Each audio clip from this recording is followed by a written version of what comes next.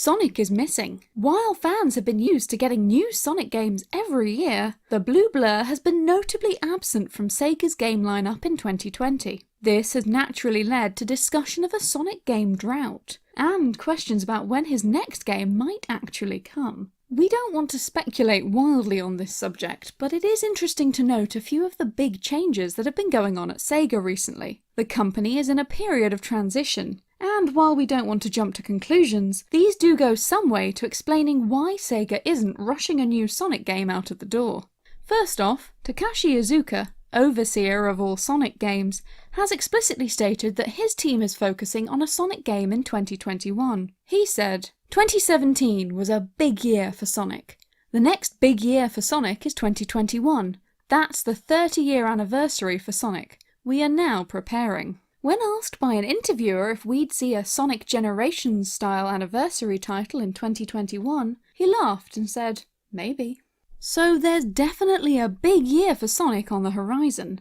But why haven't we had a quick filler game to bridge the gap? Former Sonic social media manager Aaron Webber has said plainly, Sega doesn't want to do quick, unpolished annual Sonic releases anymore. Back in the day, it used to be every year was a new Sonic game, and as a result of that, there were a number of times that because of that rushed production schedule, the quality of the games wasn't where it really needed to be. So a couple of years ago, we said that's actually going to change going forward. We're going to put more time into things. That's going to mean that you need to wait longer between trailers and announcements and stuff like that. We're excited for what's to come, but we can't really show it right now. Aaron, by the way, is part of a big shake-up within Sega. He's recently been promoted from working specifically with the Sonic brand to become Sega of Japan's new Director of Strategy, Studio and Community Relations. Indeed, Sega has been trying out a lot of new business strategies lately. Earlier this year, Persona 4 was published on Steam,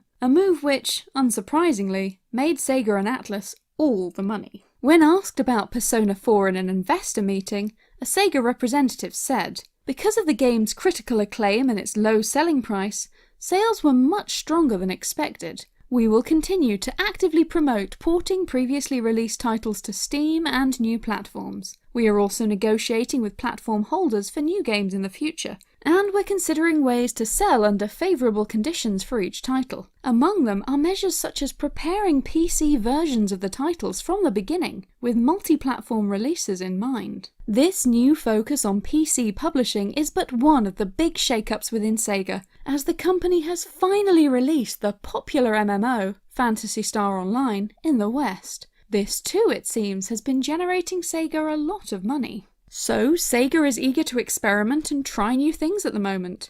But what of Sonic? Well, despite not having had a new Sonic-dedicated game this year, the company mascot was still Sega's fourth best-selling franchise in the first quarter of this financial year. Sonic sold 800,000 units, a mixture of Sonic Mania, Sonic Forces, Sonic and Mario at the Tokyo Olympic Games, and Team Sonic Racing. This, then, is the state of Sonic and Sega as of mid-2020.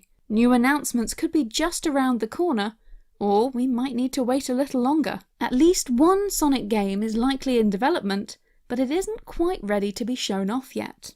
The moral of the story, converse to everything Sonic has ever said, is that sometimes you've got to go slow. It's better to make one thing you can really be proud of than many things you've rushed to complete. At a time when the world is chaotic and stressful, it's okay to take your time, rest, and make sure you're not pushing yourself too hard. While waiting can be frustrating, if you're patient, it'll be worth it in the long run.